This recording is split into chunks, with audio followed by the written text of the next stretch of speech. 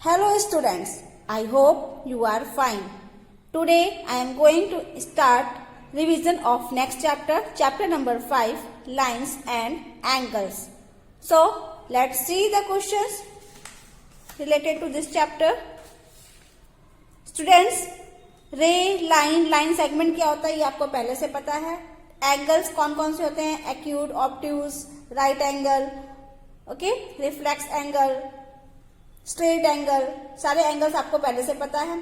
चलिए क्वेश्चन देखते हैं जो इस चैप्टर से रिलेटेड है, तो उसके अकॉर्डिंग मैं टॉपिक आपको एक्सप्लेन करती जाऊंगी. जैसे फर्स्ट क्वेश्चन है, what is the measure of complement of the 65 degree. Angle 65 degree का कॉम्प्लीमेंट आपको बताना है.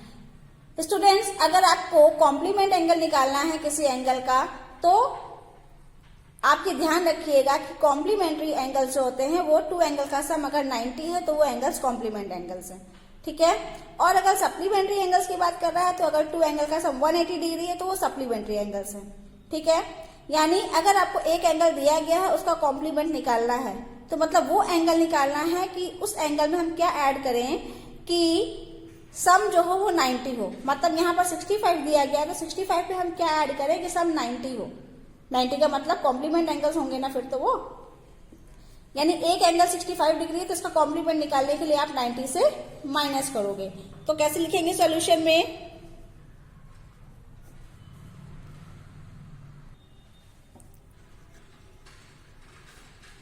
सम ऑफ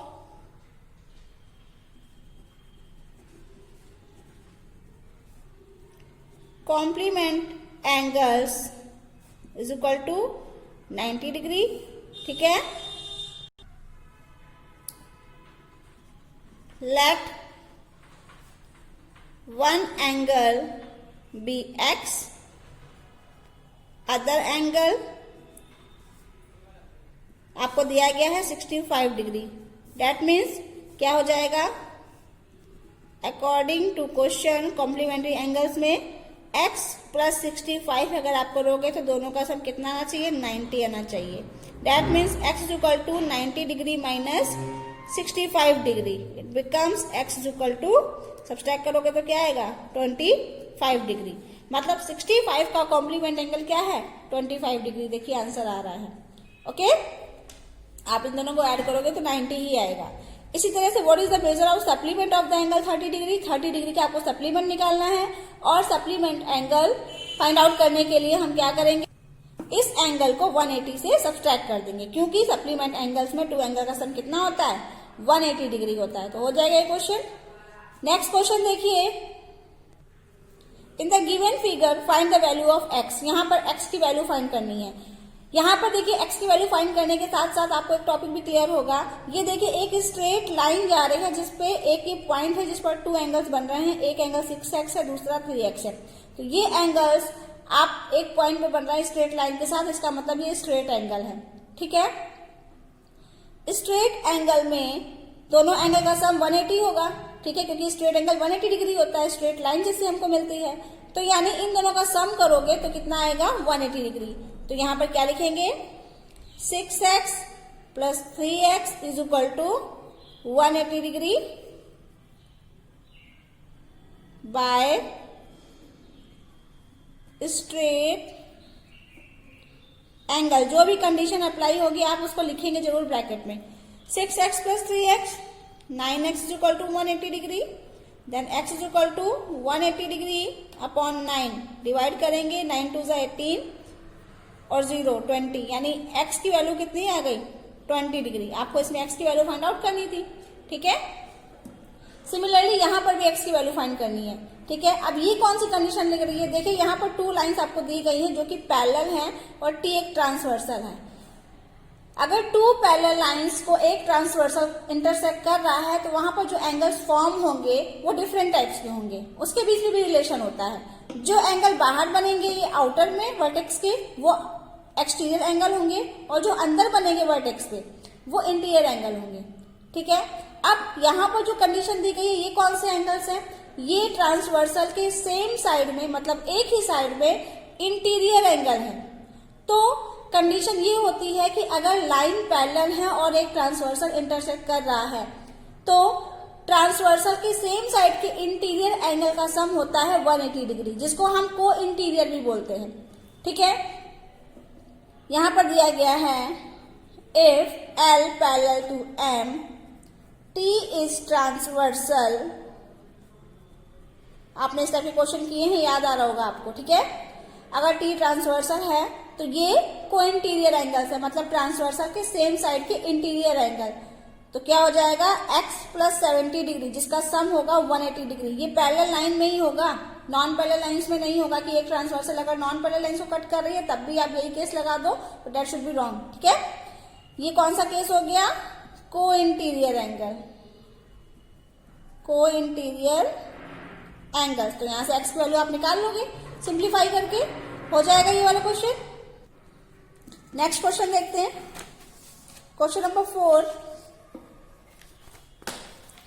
लिखा है in the given figure is angle 1 adjacent to angle 2 give reason. आपको बताना है यहाँ पर इस फिगर में जो एंगल 1 और एंगल 2 दिए गए हैं, क्या ये एडजेसेंट एंगल्स हैं। एडजेसेंट एंगल्स की कंडीशन ये होती है कि एडजेसेंट एंगल्स एक वर्टेक्स से बनने चाहिए। ठीक है, एक कॉमन वर्टेक्स उसका होना चाहिए, एक कॉमन आर्म होनी चाहिए, और जो नॉन कॉमन आर्म है वो अपोजिट डायरेक्शन में होनी चाहिए। अपोजिट डायरेक्शन मतलब कॉमन के आइदर साइड में होनी चाहिए। ठीक है, तो यहां पर देखिए 1 एंड 2, पहली बात तो 1 एंगल इस पॉइंट पे बन रहा है और 2 यहां पर बन रहा है, दोनों एक ही वर्टेक्स पे नहीं बन रहे हैं। तो यहीं से कंडीशन ये अनफॉलो हो गई। हमारे पास होना क्या चाहिए, अगर एडजेसेंट बताना है तो कॉमन वर्टेक्स होना चाहिए, कॉमन आर्म होनी चाहिए दोनों की, कि दोनों एंगल एक आर्म पे मिल रहे हो, कॉमन आर्म और non common arm are either side.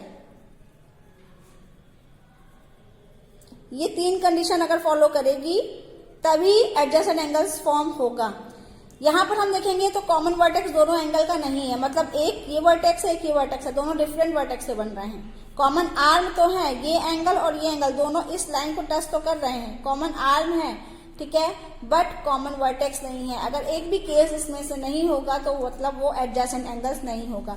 तो यहाँ पर आपको बताना है कि एंगल 1 एंगल 2 एडजेसेंट एंगल्स हैं, रीजन भी देना है। तो आप यहाँ पर लिखोगे सॉल्यूशन में, no angle 1 and angle 2 are not adjacent angles because क्यों नहीं है, because they have no common vertex, क्योंकि इसका कॉमन वर्टेक्स नहीं है। समझ में आ गया। क्वेश्चन नंबर 5 में आपको बताना है आंसर द फॉलोइंग यस और नो। यस और नो में आंसर देना है।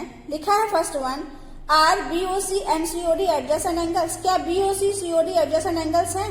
देखिए बीओसी कहाँ है, बीओसी मतलब ये एंगल, सीओडी मतलब ये एंगल। देख लीजिए दोनों ही एंगल एक वर्टेक्स से बन रहे हैं, पहला पॉइंट फॉलो कर रहा है। दोनों ही वर्टेक्स की एक कॉमन आर्म है। देखो ये एंगल जो है इसको टच कर रहा है, ये एंगल जो है इसको टच कर रहा है, मतलब ओसी जो है ये कॉमन आर्म है, इस एंगल में भी आ रही है, इस एंगल में भी आ रही है।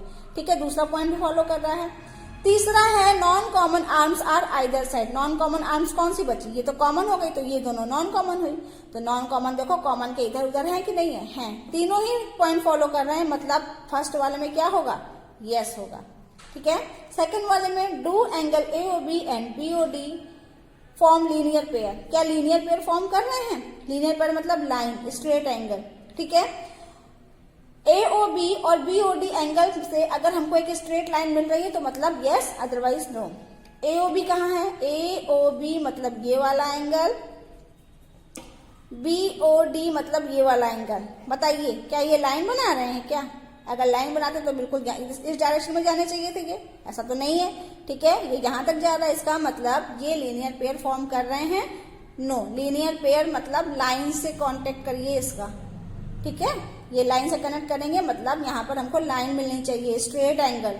ठीक है, तो यहाँ पर लाइन फॉर्म नहीं हो रही है इन दोनों एंगल के through, that means there are no linear pair. समझ में आ गया? तो कर लेंगे इसको। नेक्स्ट क्वेश्चन देखिए, देखा, इन the given figure identify two pairs of vertically opposite angles. अब वर्टिकली अपोजिट एंगल्स क्या होते हैं? जब टू लाइंस एक पॉइंट पे, टू या टू से ज्यादा लाइंस अगर एक पॉइंट पे इंटरसेक्ट कर रही हैं तो वहां पर वर्टिकली अपोजिट एंगल्स फॉर्म होंगे and the vertically opposite angles are equal in measure. ठीक है, वर्टिकली अपोजिट जो होते हैं वो इक्वल होते हैं। चलिए यहां पर देखते हैं जो फिगर हमको दिया गया है इसमें वर्टिकली अपोजिट फॉर्म हो रहे हैं कि नहीं हो रहे हैं, और हो रहे हैं तो आपको बताना है टू पेयर्स। देखिए, एक लाइन ए बी है, एक लाइन सी डी है, एक लाइन सिर्फ ई है जो ओ से कनेक्ट हो रही है। ठीक है, ये सारी लाइन ओ पर इंटरसेक्ट कर रही है। अब ऐसे देखिए, अगर हम ए बी और सी डी को कट करेंगे तो ये देखो, एक ये एंगल बना और ये एंगल बना, ये दोनों वर्टिकली अपोजिट होंगे ना। ये कौन से एंगल फॉर्म हो रहे हैं? ये ए है, ये बी है, ये डी है, ये सी है। एक पेयर हो गया, ये ओ पॉइंट है, ए ओ डी बी ओ सी। ठीक है, और ये भी तो एंगल वर्टिकली अपोजिट होंगे, ए ओ सी बी ओ डी। हो गए दो पेयर। अगर हम इसको ड्रॉ करेंगे तो ये लाइन अगर आगे बढ़ती तो यहां से भी वर्टिकली अपोजिट एंगल मिल जाते। ठीक है, लेकिन ये लाइन पूरी नहीं है, ये सिर्फ रे है। ठीक है, ओ ई एक रे है ना कि लाइन। ओके, तो यहाँ पर पेयर्स हमको बताने हैं, तो कौन कौन से पेयर्स हो जाएंगे? Pairs of vertically opposite angles कौन कौन से होंगे? Angle A O B, sorry A O D and A O D मतलब ये इसका वर्टिकली अपोजिट होगा बी ओ सी।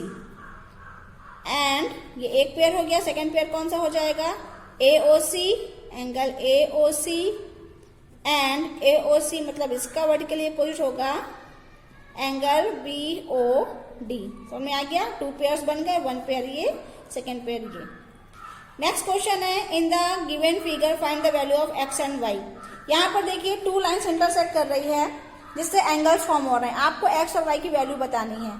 डायरेक्ट आप बता सकते हो, ये टू लाइन्स इंटरसेक्ट कर रही है मतलब वर्टिकली अपोजिट फॉर्म हो रहे हैं, और वर्टिकली अपोजिट एंगल्स क्या होते हैं? इक्वल होते हैं। यानी ये 45 है, ये एक्स है, यानी ये 45 है तो ये भी 45 होना चाहिए, ये x है तो ये भी x होना चाहिए। मतलब x की वैल्यू क्या हो गई? 45, और y की वैल्यू इसी तरह से 135। तो हो जाएगा, यहाँ पर कर लोगे, आप लिख लोगे स्टेटमेंट वाइज, कोई प्रॉब्लम? लास्ट क्वेश्चन देखिए, in the given figure the arms of two angles are parallel if angle A B C 70 degree. A B C आपको दिया गया 70 डिग्री। ये लाइंस जो है ना ये पैरेलल है, मतलब ये जो आर्म्स आपको दी गई हैं, A B parallel to D E, B C parallel to E F, ये पैरेलल है। ठीक है, तो आपको फाइंड करना है angle D G C. D G C ये एंगल फाइंड करना है, और angle D E F, D E F मतलब ये एंगल फाइंड करना है। ठीक है, तो देखिए सबसे पहले हम देखते हैं यहाँ पर, अगर हम इन दोनों को पैरेलल लाइन ले लेंगे, इन दोनों को, तो ये एक ट्रांसवर्सल का वर्क करेगा जिसमें ये एंगल है 70 डिग्री और ये एंगल हमको नहीं पता, फाइंड आउट करना है। लेकिन ये एंगल जो बनेंगे पैरेलल लाइंस में, अगर ट्रांसवर्सल से एक इंटीरियर और एक एक्सटीरियर एंगल मिलता है ना एक साइड में, तो उसको हम बोलते हैं करस्पॉन्डिंग एंगल। ठीक है, अगर टू पैरेलल लाइंस को एक ट्रांसवर्सल कट कर रही है तो एक्सटीरियर एंगल और इंटीरियर एंगल का जो पेयर बनता है सेम साइड में, उसको हम बोलते हैं, इसकी करस्पॉन्डिंग है तो इसलिए उसको बोलते हैं करस्पॉन्डिंग एंगल। ओके, और पैरेलल लाइंस में करस्पॉन्डिंग एंगल्स इक्वल होते हैं। ठीक, तो यहां पर लिखेंगे फर्स्ट पार्ट में A B parallel to DE and B C is transversal. ठीक है, तो बीसी ट्रांसवर्सल का वर्क कर रहा है और ए बी और डीई पैरेलल लाइंस है इस तरह से। ठीक है, तो ये कौन से एंगल्स होंगे? करस्पॉन्डिंग एंगल्स, और पैरेलल लाइन में करस्पॉन्डिंग एंगल्स इक्वल होते हैं, मैंने आपको पहले ही बताया। That means angle D G C is equal to angle A B C. ठीक है, ये दोनों एंगल इक्वल होंगे बाय करस्पॉन्डिंग एंगल्स। ठीक है, यानी angle D G C is equal to कितना होगा? 70 डिग्री, क्योंकि ए बी सी 70 है तो डी जी सी भी 70 होगा। ठीक है, इसी तरह से केस बी देखिए, फिर से वही बनेगा, यहाँ पर BC और DE पैरेलल है, ये ट्रांसवर्सल का वर्क करेगा।